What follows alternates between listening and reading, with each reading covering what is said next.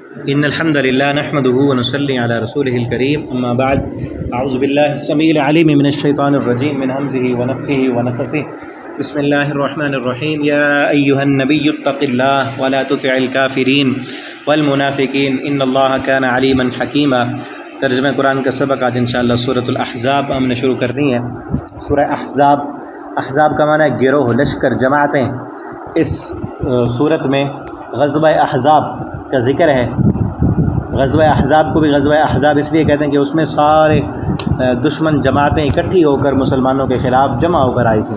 پہلے غزوہ ہوا تھا غزوہ بدر، پھر غزوہ ہوا تھا غزوہ احد، جن دونوں غزوات میں مسلمانوں نے شکست دی تھی مشرکین مکہ کو، اور غزوہ احد کے فوراً بعد جو ہے غزوہ جو یہودیوں کے قبائل تھے ان کے خلاف بھی جہاد ہوا، اور غزوہ خیبر ہوا، اس میں یہودیوں کو بھی مسلمانوں نے شکست دے دی۔ اب اس وقت اس عرب میں جو طاقتیں تھیں انہوں نے کہا کہ مسلمان تو بڑھتے جا رہے ہیں، تو لہٰذا ان کو سب ہم مل کر، عرب کے جتنے بھی قبائل ہیں سب مل کر ہم ان کو ختم کر دیں۔ تو عرب کے جو جتنے بھی قبائل تھے، مکہ کے بڑا قبیلہ، مکہ کے مشرک تھے، بڑے قبائل تھے ان کے، وہ بھی، اور عرب کے بدو ان کو بھی انہوں نے ساتھ ملایا، اور یہودی مدینہ کے ان کو بھی ساتھ ملایا، اور مدینہ کے منافق جو تھے وہ بھی ساتھ مل گئے ان کے، ٹھیک ہے، ساری جماعتیں، اور شیطان نے بھی بڑا کردار ادا کیا اس میں، لوگوں کو ساتھ ملایا، اکسایا، بڑھایا، تو وہ سب مل کر جماعتیں، کئی جماعتیں مل کر مسلمانوں کو مٹانے کے لیے آئیں، تو اس کا ذکر اس صورت میں ہم پڑھیں گے۔ تو اس لیے سورت کا نام بھی سورہ احزاب ہے، اور اس غزوے کا نام بھی غزوہ احزاب ہے۔ اس شروع میں کچھ اور مسائل کا تذکرہ ہے۔ فرمایا یا ایھا النبی، اے نبی صلی اللہ علیہ وسلم، اتق اللہ، آپ اللہ سے ڈریں۔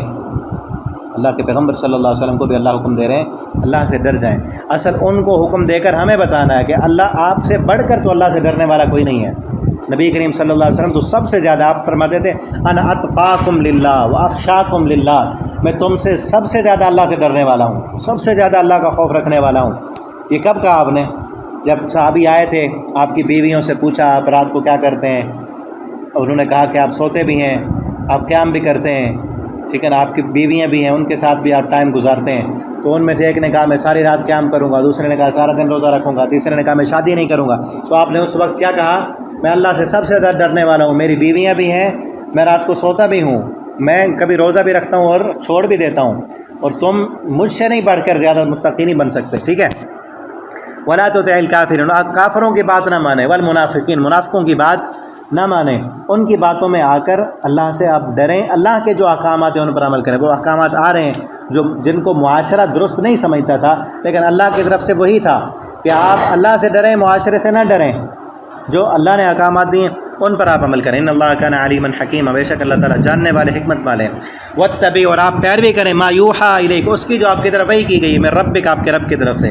ان اللہ کان بما تعملون خبیرا، بے شک جو تم عمل کرتے ہو اللہ اس کی خبر رکھنے والا ہے۔ وتوکل علی اللہ، اور آپ اللہ پر توکل کریں، بھروسہ کریں۔ وکفیٰ باللہ وکیلا، اور کافی ہے اللہ کارساز۔ ما جعل اللہ لرجل من قلبین فی جوفہ، نہیں بنائے اللہ نے کسی آدمی کے دل میں دو دل اللہ نے نہیں بنائی۔ ایک منافق تھا، وہ کہتا تھا میرے سینے میں نا دو دل ہیں، ایک دل مسلمانوں کے ساتھ اور ایک دل کافروں کے ساتھ، ایک دل منافقوں کے ساتھ اور ایک دل مسلمانوں کے ساتھ، میرے دو دل ہیں۔ تو اللہ نے کہا اللہ نے کسی بندے کے دل میں دو دل نہیں بنائے، ہر کسی کے دل میں ایک ہی دل ہے، ہر کے سینے میں ایک دل ہے۔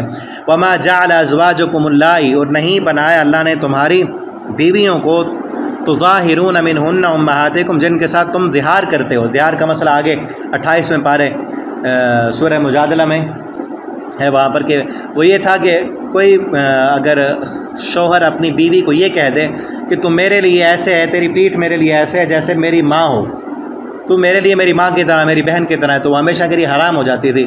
لیکن بعد میں اسلام نے اس جاہلیت کے قانون کو ختم کیا، اور کیا کہا کہ کہنے سے تمہاری ماں نہیں بن جائے گی۔ ہاں، کہنا نہیں ہے، کہنا نہیں، کہہ دو گے تو اس کا کفارہ دینا ہے، کہہ دیا تو کفارہ دینا ہے، اب وہ بیوی حرام نہیں ہوگی، پہلے تھا کہ حرام ہو جاتی تھی، ٹھیک ہے۔ جن کے ساتھ تم زہار کرتے ہو ان امہاتکم، وہ تمہاری ماں نہیں بن جاتی، کہنے سے ماں نہیں بنتی۔ اب یہ اصل قانون یہاں بیان ہو رہے ہیں کہ کہنے سے کوئی باپ نہیں بنتا۔ ویسے کہہ دیں کوئی بزرگ ہے تو اس کو باپ کہہ دیا، چھوٹا بچہ ہے تو اس کو بیٹا کہہ دیا، وہ ایک محبت اور پیار میں ہے، حقیقت میں وہ باپ نہیں بنے گا۔ جو احکامات باپ کے ہیں وہ والے حقیقت میں جو احکامات بیٹے کے ہیں وہ والے نہیں ہوں گے، ٹھیک ہے۔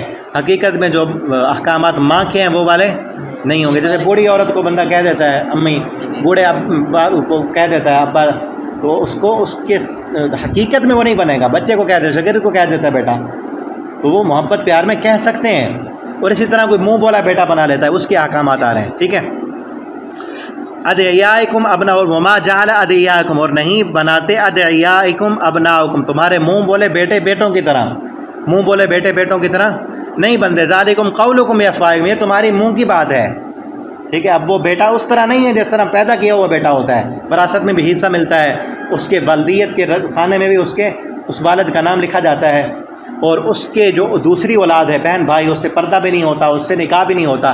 اسی طرح کسی کو منہ بولا بیٹا بنا لیا ہے، بیٹا بنا لیں آپ، لیکن وہ احکامات نہیں ہوں گے. آج بھی کئی لوگ مسئلہ پوچھتے ہیں جن کی اولاد نہ ہو، وہ جو ہے کسی اور کا بچہ لے پالک جسے کہتے ہیں وہ لے لیتے ہیں. تو بچہ آپ لے لیں پالنے کے لیے، کوئی شریعت میں منع نہیں ہے، لیکن احکامات نہیں بدلیں گے. ٹھیک ہے. اس کو آپ نے سکول میں داخل کرنا ہے تو اس کا جو اصل والد ہے اسی کا نام لکھوانا ہے. اس کو وراثت بھی اپنے اصل والد سے ملے گی، اس کے بہن بھائی بھی وہی ہوں گے جو اس کے اصل والد اصل ماں کے ہیں. ٹھیک ہے. ادھر جس نے منہ بولا بیٹا اپنا بنا لیا ہے، تو اس کے اگر دوسری بیٹیاں ہیں تو ان سے وہ پردہ کرے گا، ان سے اس کا نکاح بھی ہو سکتا ہے.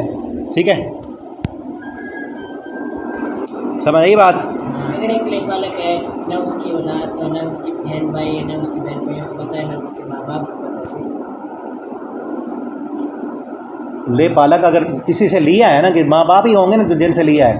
اگر ایسا ہے، میرے خیال سے آپ کو بھی بات میں نے بتائی تھی سعودیہ کی، وہ بچہ کسی نے چھوڑ دیا، انہوں نے جا کے اٹھا لیا. ہاں ہوتا ہے ایسے کہ ہسپتال میں کوئی جا کے چھوڑ کے آ گئے ہیں، کسی نے پھینک دی. جس طرح آج کل ہمارا معاشرہ بہت بے راہ روی کا شکار ہے، بچوں کو ایسے پیدا ہو گئے ان کو پھینک دیتے ہیں. ٹھیک ہے نا. ایسا بچہ کوئی اٹھا لیا ہے، کسی ہاسپٹل میں مل گیا، آپ کو کہیں سے مل گیا، جن کے ماں باپ کا پتہ ہی نہیں ہے، پھر بھی آپ اس کو اس حقیقی بچے کی طرح آپ کا وہ نہیں ہو سکتا. ٹھیک ہے. پردہ کروائیں گے. ہاں پردہ ہوگا بیٹیوں سے، اس کا آپ کی اور بیٹیاں ہیں تو اس سے ان کا نکاح بھی ہوگا. اور ہاں اگر جس نے پالنے کے لیے لیا ہے وہ عورت اس کو دودھ پلا لیتی ہے، اپنا دودھ پلا لیتی ہے، وہ تو پھر دودھ شریک بھائی بن جائے گا. اس کو کیا کہیں گے؟ شریک بھائی. اس کو عربی میں کیا کہتے ہیں؟ رضائی بھائی. رضائی بھائی وہ بن جائے گا. اب پھر رضائی بھائی بن گیا، اور دودھ پینے کی عمر میں ملا ہے، رضا دودھ پلا. اب پھر دودھ بھی وہی عورت پلائے گی نا جس کی کوئی اور اولاد ہے. اصل میں مسئلہ یہ ہے کہ وہ لوگ لیتے ہیں جن کی اولاد اپنی نہیں ہوتی. ان کی اپنی اولاد نہیں ہے، اس عورت کا تو دودھ ہی نہیں ہے. دودھ تو اسی کا ہوگا نا جس کی کوئی اور اولاد ہے، تو وہ دودھ پلا لے گی. ٹھیک ہے نا. اس لیے وہ دودھ بھی نہیں پلایا ہوتا، اور پھر بڑے ہو کر مسائل بنتے ہیں. ابھی میرے پاس ایک پڑھتی ہے عورت ادھر کی، تو اس کو کسی نے پالا ہے. اب وہ بڑی ہو گئی ہے، اس کی شادی ہو گئی ہے، اس کے آگے بچے ہیں. جنہوں نے پالا ہے وہ اس کی خالہ ہے، ان کی کوئی اولاد نہیں ہے. اب اس کی کافی جائیداد ہے، زمین ہے، باولپور میں کئی کوٹھیاں انہوں نے لی ہوئی ہیں، وہ ساری اس کے نام کرا رہے ہیں. پیسہ بھی اسی کے نام، جائیداد بھی، زمین بھی. حالانکہ ان کے اپنے بہن بھائی ہیں جو اصل وراثت کے حقدار بنتے ہیں، وہ ان کو دے رہے ہیں. اب وہ تفسیر اس نے پڑھنا شروع کی ہے، دین کی سمجھ آئی تو وہ کہتی ہے وہ زبردستی مجھے دیتے ہیں، میں اب کیا کروں، میں نہ لوں تو وہ کئی دن پیار اتنا کیا ہے، پالا ہے بچپن سے ہی، تو وہ بیمار ہو جاتے ہیں. ٹھیک ہے نا. تو بہرحال اسلام کے جو احکامات ہیں وہ وہی. اب اس خالہ نے پالا ہے، اس کا جو خالو ہے وہ ساری زندگی اس کو باپ بلاتی رہی ہے. اب مجھ سے پوچھتے پردہ بھی کرنا ہے نہیں کرنا. اب وہ بوڑھا ہو گیا، اس کی خدمت کرتی ہے. شریعت کے احکامات تو نہیں بدل سکتے نا، ویسے کہ ویسے ہی ہیں. چاہے ہم نے غفلت میں جو بھی عمل کر لیے ہیں، اب سمجھ آ گئی ہے تو ابھی ہمیں انہی پر ہی عمل کرنا چاہیے. ٹھیک ہے نا. واللہ یقول الحق، اور اللہ حق بات کرتے ہیں، وہ یہدی السبیل، اور اللہ رہنمائی کرتے ہیں سیدھے راستے کی طرف. ادعوہم، بلاؤ تم لآبائہم، ان کے باپوں کے ساتھ، جو اصل ان کا باپ ہے انہی کے نہیں. یعنی اگر ان کو بلانا ہے نا فلاں بن فلاں، تو جب اس کا ابن کے ساتھ نام لینا ہے تو اس کے اصل والد کا لینا ہے. لیکن آپ شاگرد ہیں، میں آپ میں سے کسی کو آپ بیٹا کہہ دیتا ہوں، تو اس کا مطلب یہ نہیں کہ آپ کے باپ کا کوئی نام پوچھے تو آپ میرا نام بتائیں، نہیں. ٹھیک ہے نا. آپ اصل اپنے باپ کا نام بلانا ہے. جب ان کو یہ بلانے سے مراد یہی ہے کہ ان کو ان کے باپوں کے نام کے ساتھ پکارو، لکھو. جب لکھنا پڑے یا نسبت کرنی پڑے تو باپ کے نام. ویسے بلانے کے لیے تو آپ کسی کو بھی کہہ سکتے ہیں. ٹھیک ہے. وہ ایک محبت پیار میں وہ اور چیز ہے. وہ اقسط عند اللہ، وہ صرف وہی ہے ذالکم قولکم بافواہکم، تمہارے منہ کی بات ہے، وہ صرف منہ کی بات ہے، ٹھیک ہے نا.